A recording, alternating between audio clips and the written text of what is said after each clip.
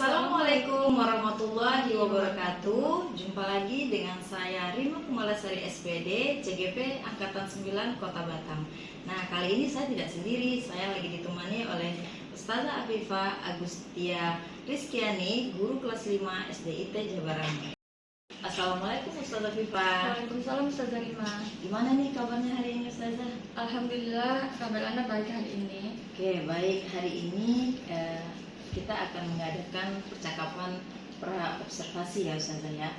Nah, sebelum nanti Ana akan mengamati Ustazah dalam menjalankan proses pembelajaran di kelas atau sebelum melakukan supervisi kelas. Nah, adapun tujuan dari supervisi ini adalah untuk mengetahui dan mengevaluasi jalannya proses pembelajaran nanti Ustazah lakukan di kelas ya. Nah, mengapa kita melakukan percakapan pra observasi ini? Sebagai persiapan agar nanti Ustazah nantinya lebih percaya diri. Nah, dalam melaksanakan proses pembelajaran di kelas sehingga memberikan pembelajaran yang terbaik untuk siswa di kelas ya Ustazah ya. Oke, ini ada beberapa pertanyaan yang akan saya ajukan kepada Ustazah Afifah ya. Boleh ya Ustazah ya? Boleh Ustazah. Oke, yang pertama, apa sih tujuan pembelajaran yang akan Ustazah capai hari ini? Tujuan pembelajaran yang akan saya capai yaitu peserta didik mampu menyusun struktur tulang serta memahami fungsi-fungsi tulang tersebut. Oke, yang kedua, peserta didik itu dapat merangkai struktur-struktur tulang yang ada di anggota tubuh kita. Oke, baik. Berarti di sini ada dua ya Ustazah ya, tujuan pembelajaran Ustazah ya. Yang pertama, siswa tahu tentang struktur tulang dan fungsinya. Kemudian siswa mampu merangkai struktur tulang manusia ya Ustazah ya. Oke, baik. Yang pertanyaan yang kedua nih, bagaimana area pengembangan yang akan Ustazah capai pada observasi ini? Untuk pencapaian itu, area pengembangan yang akan saya capai itu ada dua Ustazah, di pengetahuan dan di keterampilan. Untuk di pengetahuan itu, peserta didik itu mampu memahami struktur tulang serta fungsi tulang. Nah, untuk keterampilannya itu, siswa mampu merangkai struktur tulang dengan melihat contoh yang ada di torso. Oke, baik. Berarti di sini ada dua ya. Yang pertama pengetahuan, kemudian keterampilan ya Ustazah ya. Iya Ustazah. Oke, baik. Pertanyaan selanjutnya, saya ingin mendengar nih bagaimana rancangan pembelajaran yang Ustazah sampaikan di kelas nanti, baik itu strategi, model, atau metodenya. Oke, baik. Untuk strategi yang saya gunakan adalah pembelajaran berdiferensiasi. Nah, berdasarkan kesiapan belajar siswa yang diintegrasikan dengan pembelajaran sosial emosional, saya akan melakukan pembagian kelompok sesuai kearifan siswa. Untuk model pembelajarannya yaitu siswa menggunakan PJBL dan modelnya ya metodenya itu yang akan saya gunakan diskusi kelompok, tanya jawab dan ceramah. Baik, berarti Ustazah akan melakukan pembelajaran dengan berkelompok ya. Kemudian menggunakan model pembelajaran menggunakan PJBL ya Ustazah ya. Kemudian metodenya diskusi, kemudian tanya jawab dan ceramah ya. Oke, baik. Nah, bagaimana nih untuk media pembelajaran yang Ustazah menggunakan apa ini kira-kira? Jadi saya akan menggunakan video pembelajaran, laptop, torso, dan LKPD. Baik, berarti Ustazah akan menggunakan video pembelajaran, laptop, LKPD, torso, dan LKPD ya. Oke, baik. Nah, kira-kira kapan nih Ustazah akan melaksanakan rencana ini? Pada tanggal berapa dan kapan? Jam keberapa? Insya Allah saya akan melaksanakan di hari ini, yaitu hari Kamis, pada jam pembelajaran ke jam 6 dan ke 7 di kelas 5. Oke, baik. Berarti pada hari Kamis nanti saya akan datang ke kelas Ustazah ya. Saya akan melakukan supervisi kelas, saya akan melihat dan akan mencatat hal-hal yang terjadi di kelas ya Ustazah ya. Oke, setelah kegiatan pengamatan di kelas Ustazah nanti, kita akan adakan lagi nih percakapan terakhir ya, yaitu percakapan pasca observasi. Nah, setelah nanti ada supervisi di kelas, nanti kita ada cakap-cakap lagi nih, boleh ya Ustazah ya? Oke. Nah, sebelum kita akhiri, kira-kira apa nih yang Ustazah dapatkan dari percakapan kita hari ini? Saya mendapatkan gambaran, terus media apa saja yang saya gunakan, lalu metode dan model yang akan digunakan nantinya sudah saya siapkan hari ini. Oke, terima kasih ya Ustazah ya atas waktunya pada hari ini. Sampai jumpa nanti di kelas ketika supervisi ya Ustazah ya. Iya, Ustazah. Baik, sekian percakapan pra-observasi kita kali ini. Terima kasih ya Ustazah Afifah. Iya, Ustazah. Nah, demikianlah percakapan pra-observasi kali ini. Sampai jumpa kegiatan observasi di kelas. Assalamualaikum. Waalaikumsalam. Kenapa?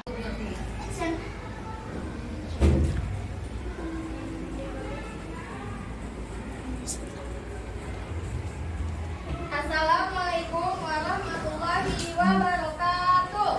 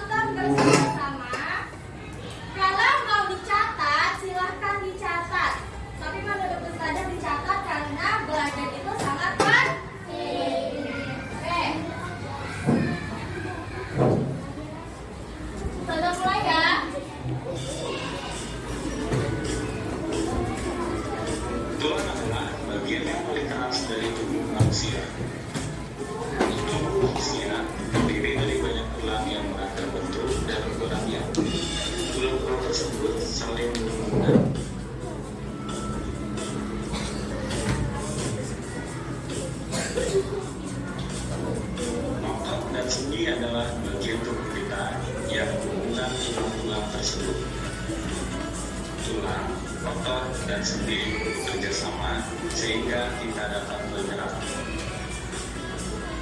Tulang yang tersusun secara beraturan membentuk rangka.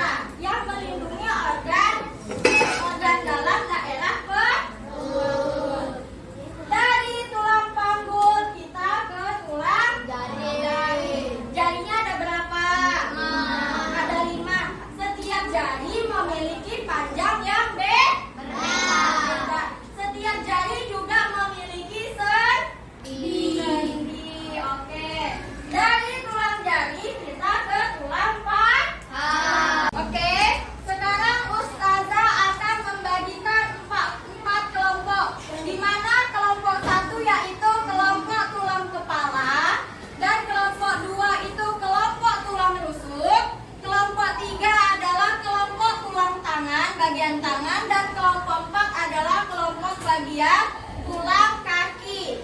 Di mana? Perhatikan contoh gambar tersebut. Nah, Ustazah akan membagikan kertas. Tugas kalian adalah merangkai atau menyusun struktur tulang menjadi tulang rangka manusia. Contohnya ada di gambar ataupun ada di torso. Nah, kalian harus ngapain? Kalian menggunting, menempelkan persendi menggunakan benang. Kenapa harus dikasih benang? Kalau tidak ada benang atau tidak ada pengait, sendinya tidak bisa bergoyang, tidak bisa bekerja. Ini adalah sendi ya. Nah, sendinya kita ganti menjadi benang. Oke, tolong kerjasama, teamwork ataupun gotong royong. Oke, nih Ustazah akan bagi satu-satu ke kelompok, kalian kerjasamanya. Bentar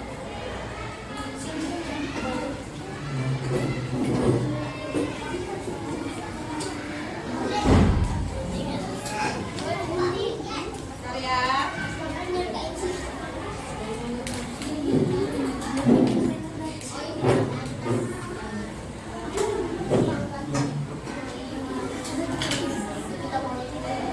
Ini untuk kelompok 1, kelompok 2.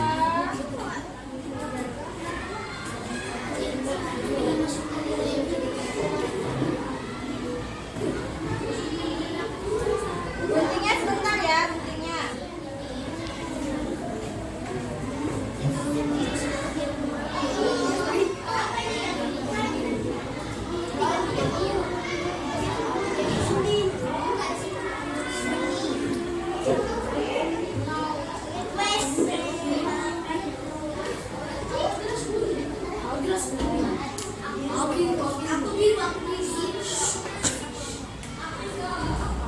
Nih, untuk kelompok 3 dan 4 silakan ambil gunting dan talinya.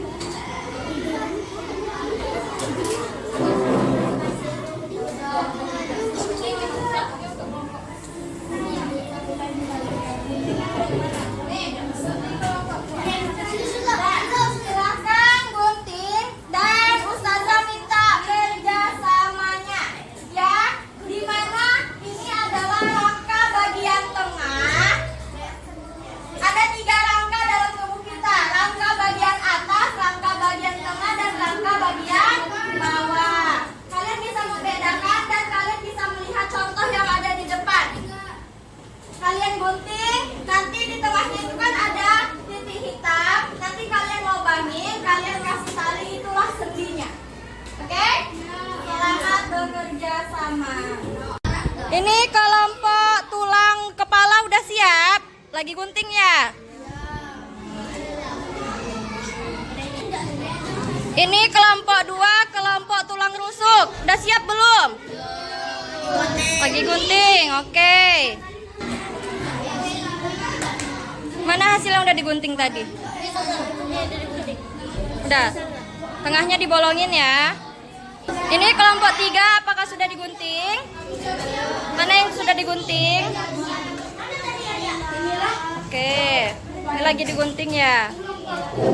Ini kelompok 4, sudah digunting? Oke, lagi gunting. Baik, ini adalah hasil dari kerangka manusia yang telah kita bikin bersama-sama. Nah, coba apa saja tadi yang telah kita pelajari? Apa saja tadi yang telah kita pelajari tentang tulang? Bagian-bagian tulang, fungsi tulang untuk apa? Melindungi. Terus menjadi tempat apa? Untuk tenaga itu apa namanya? Otot. Terus apa lagi?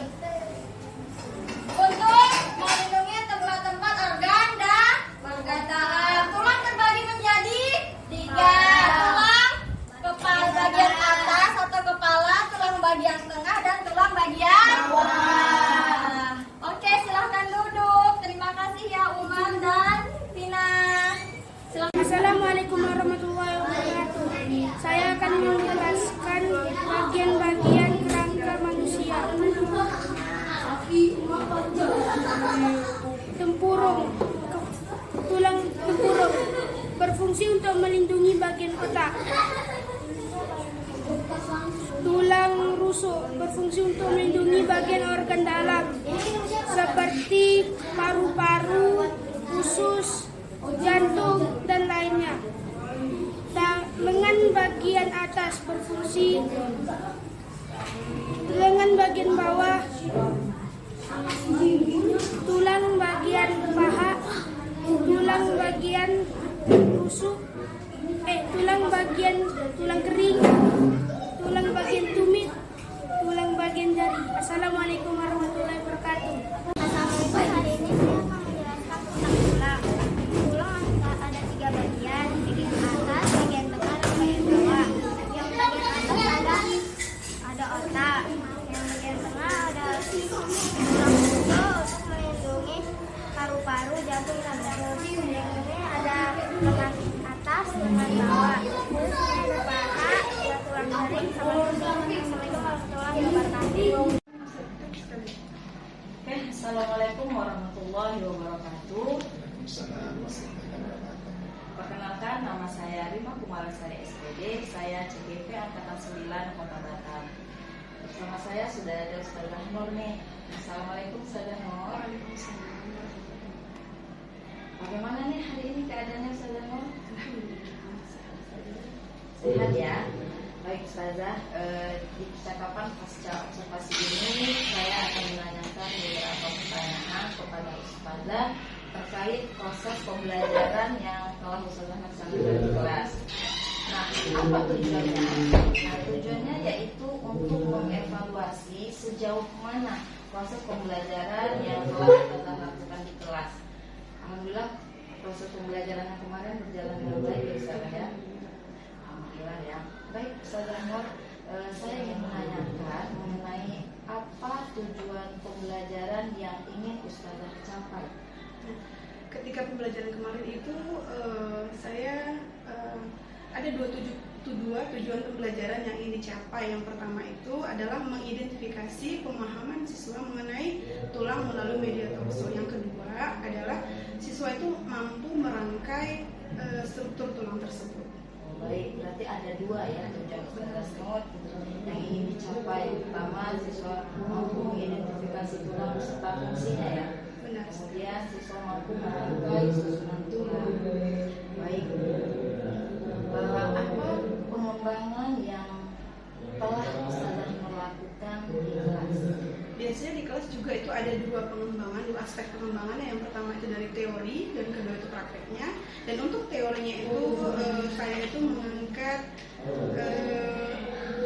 siswa itu supaya mampu mengenali struktur tulang tersebut dan fungsinya. Itu teori ya. Dan yang untuk prakteknya itu siswa itu mampu merangkai struktur tulang tersebut.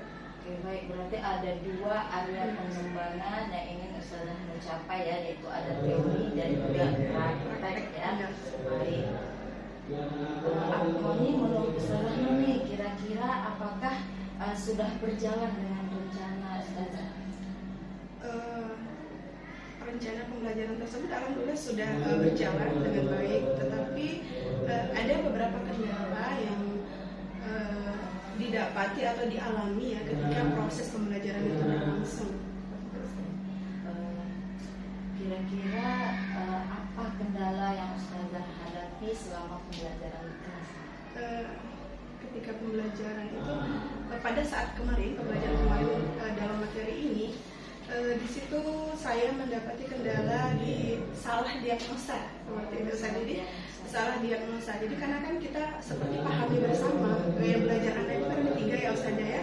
Ada auditori, audiovisual, kemudian ada kinestetik. Nah, saat identifikasi yang kinestetik ini seringkali anak itu pribadi ya, pengalaman pribadi anak itu seperti rasanya salah diagnosa ya, seperti salah penentuan, salah menduga. Yang awalnya anak kira gaya belajarnya itu kinestetik, karena kan kalau kinestetik kan dia itu harus ada gerak misalnya, benar, ada gerak, mungkin konsentrasinya juga jangka pendek gitu. Tetapi kinestetik ini ketika ditanya dia paham isi pembelajarannya gitu kan.